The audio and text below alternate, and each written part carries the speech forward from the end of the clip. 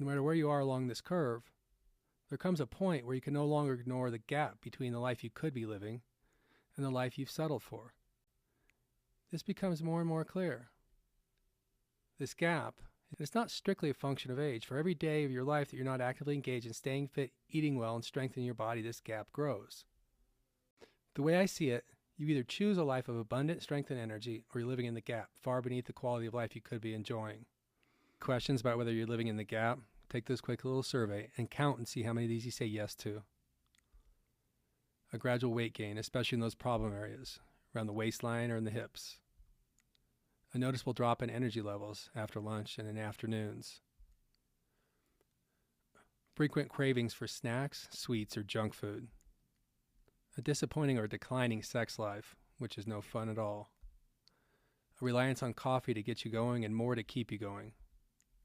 Tired earlier in the evenings, yet unable to sleep. That feeling that you've aged 3 years in the last 17 months. If any of these symptoms sound familiar or not alone, millions of Americans have come to accept this steep decline and needless suffering it causes as a normal curve of life, as a reasonable life. To many, it's just the price of aging. We give it no more thought than we do the setting sun each day. This is the graph out of Chapter 2, describing the S-curve. Instead of accepting the normal curve of life, this arcing speed bump paradigm, and gradually going downhill, this is your opportunity to step up and choose a higher path, to stop living in the gap, stop being less than you can be.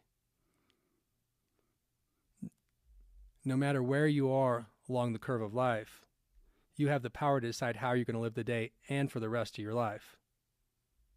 Choose a higher trajectory of life and start growing younger, stronger, leaner every day forward.